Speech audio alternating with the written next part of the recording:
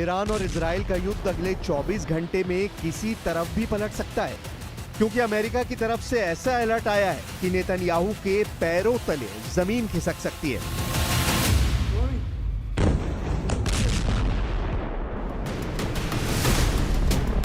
Wall street journal की खबर है कि इजराइल के डिफेंस सिस्टम के लिए मिसाइल खत्म हो रही है।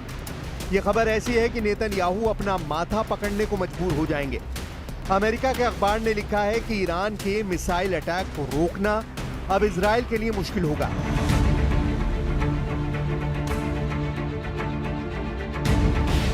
यानी वही हुआ जिसका इंतजार ईरान 13 जून के बाद से कर रहा था। इजराइल के तमाम मिसाइल डिफेंस सिस्टम के सामने बड़ा संकट गहरा गया है। अमेरिका में छपी खबर बता रही है कि नेतन्याहू और डोनाल्ड ट्रंप को फौरन कोई कदम उठाना होगा, नहीं तो ईरान के मिसाइलों के सामने टिकना मुश्किल हो जाएगा।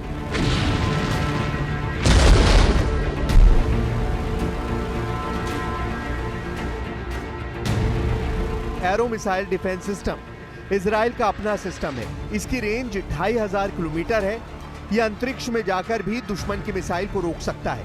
यानी ईरान की कई मिसाइल अंतरिक्ष से वापस वायुमंडल या कहें कि इजराइल के आसमान में दाखिल भी नहीं हो पाती होंगी, क्योंकि एरो सिस्टम उन्हें पहले ही खत्म कर चुका होता है। इसी वजह से एरो को इजराइल का प्रीमियम मिसाइल डिफेंस कहा जाता है।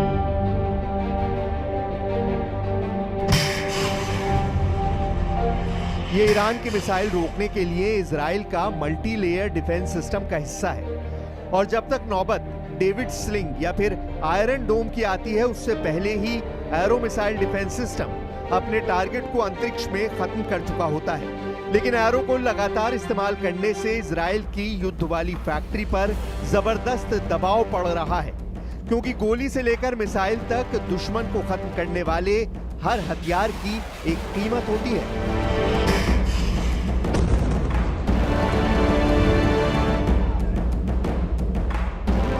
एरो सिस्टम की एक मिसाइल की कीमत $30 लाख है, यानी करीब 26 करोड़ रुपए। खबर है कि ईरान की मिसाइलों को रोकने के लिए इजराइल के मिसाइल डिफेंस सिस्टम का खर्च करीब $300 मिलियन आ रहा है, यानी करीब 2600 करोड़ रुपए।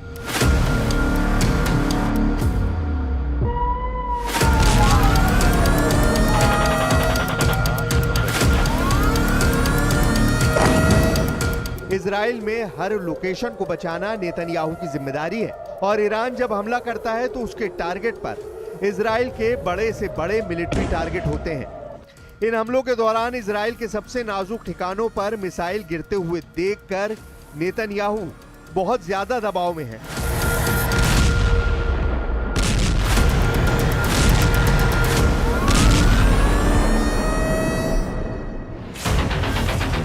इजराइल के मिसाइल डिफेंस सिस्टम के सामने आ रही चुनौतियों की खबर अब पूरी दुनिया में हेडलाइन बन चुकी है। अमेरिका से लेकर इजराइल का मीडिया इसी की बात कर रहा है कि अब नेतन्याहू क्या करेंगे। यही खबर यूरोप से लेकर एशिया तक फैली हुई है, और ईरान ने भी इन खबरों को पढ़कर अपनी नई रणनीति बनानी शुरू कर दी है।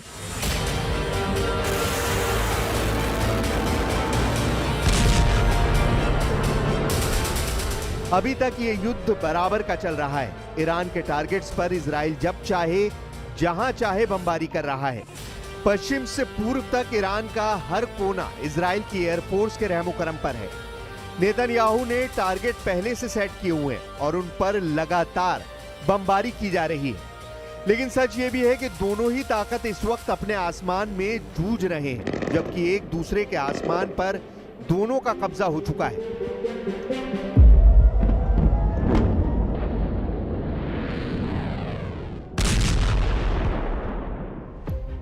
ईरान के आसमान पर इजराइल की एयरफोर्स का राज है, तो इजराइल के आसमान में ईरान की मिसाइलों की हुकूमत कायम हो चुकी है। एक तरफ इजराइल ईरान पर लगातार एयर स्ट्राइक कर रहा है, तो वहीं ईरान ने इजराइल में मिसाइल की ऐसी बरसात की है कि अब इजराइल का हर डिफेंस सिस्टम फेल साबित हो रहा है। ईरान और इजराइल दोनों तरफ से हमले जारी हैं। इजराइल दिन में हमला करता है तो ईरान रात में उसका बदला लेता है। ऐसा 13 जून से लगातार जारी है, और दोनों में से कोई भी पक्ष पीछे हटने को तैयार नहीं है। तेहरान पर इजराइल के हवाई हमले बता रहे हैं कि नेतन्याहू अब ईरान को पूरी तरह मिटा देना चाहते हैं। तो वहीं ईरान का मिसाइल वाला पलटवार बता रहा है कि खामनेई वो सबक सिखाना चाहते हैं कि इजराइल में आने वाली पीढ़ी याद रखे।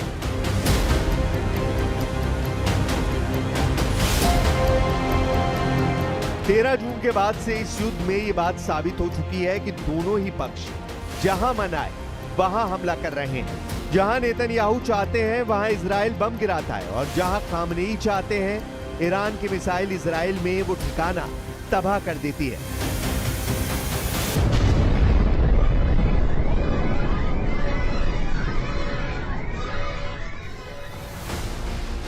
लेकिन एरो डिफेंस सिस्टम को लेकर आई खबर ने इजराइल में मिसाइल गोदाम खत्म होने का सायरन बजा दिया है। अगर ईरान अगले 12 दिन लगातार इजराइल पर मिसाइल अटैक जारी रखता है, तभी तक इजराइल का एयर डिफेंस सिस्टम उन्हें रोकने में कामयाब होगा। उसके बाद उसकी इंटरसेप्टर मिसाइल खत्म होने का खतरा है। ऐसी ही खबरों ने नेतन्याहू को बेचैन कर दिया है, क्योंकि हमास और हिजबुल्लाह के खिलाफ भी उसका आयरन डोम ऐसे हालात से गुजर चुका है। लेकिन अब इजराइल के सामने दुश्मन बड़ा है और एरो डिफेंस सिस्टम को लेकर खबर बता रही है कि ईरान की मिसाइलों को रोकने वाला दम अब इजराइल में बचेगा या नहीं, यह अगले कुछ दिन में पता चल जाएगा।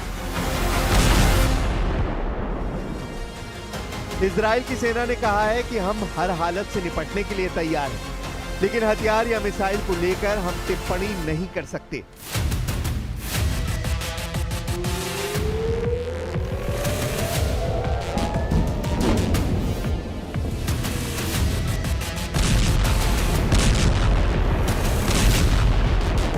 तेरह जून को इजराइल ने ईरान पर हमला करके वाकई खामनेई को चौंका दिया था।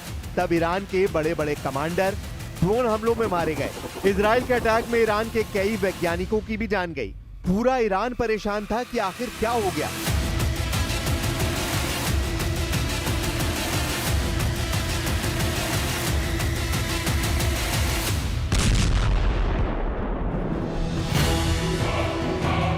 लेकिन जब ईरान का बदला शुरू हुआ तो 13 जून को ईरान ने इजराइल पर करीब 150 मिसाइलों से हमला किया। 14 जून को ईरान ने 100 मिसाइल दागी। 15 जून को भी इजराइल पर 100 मिसाइलों से हमला किया गया। 16 जून को 50 मिसाइलों से हमला किया। 17 जून को इससे भी कम, यानी करीब 30 मिसाइलों से इजराइल पर अटैक हुआ। यानी 5 दिनों में ही ईरान ने करीब 450 मिसाइल से इजराइल पर अटैक किया है।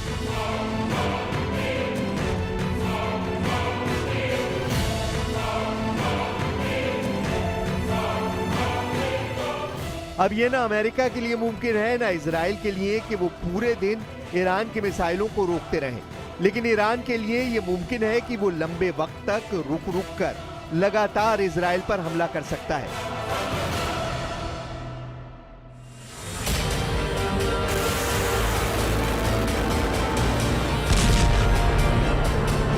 क्योंकि वो अपनी मिसाइल पावर पर पिछले 20 सालों से काम कर रहा है और उनकी तादाद भी सैकड़ों में नहीं बल्कि हजारों में है। और इसी खौफ को समझते हुए इजराइल के लोग बड़ी तादाद में साइप्रस का रुख कर रहे हैं और वहां से यूरोप या फिर अमेरिका जाएंगे।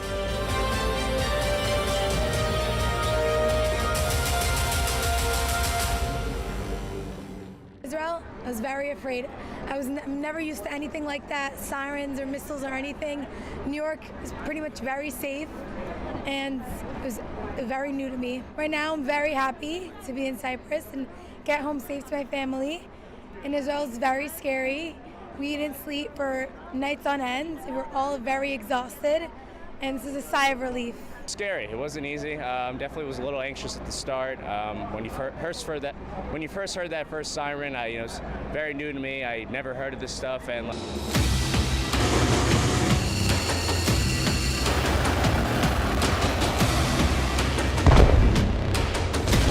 इजराइल में डर की वजह तेल अवीव और हाइफा पर गिरी मिसाइलों की तस्वीरें हैं। ऐसे हमले ने इजराइल को बता दिया है कि अगर ईरान से लड़ना है तो अमेरिका की मदद जरूरी होगी, और न सिर्फ मदद बल्कि अमेरिका को इस युद्ध में शामिल करना होगा।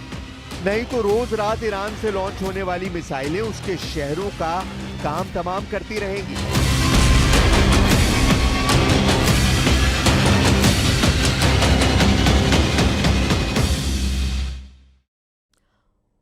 और दिल्ली से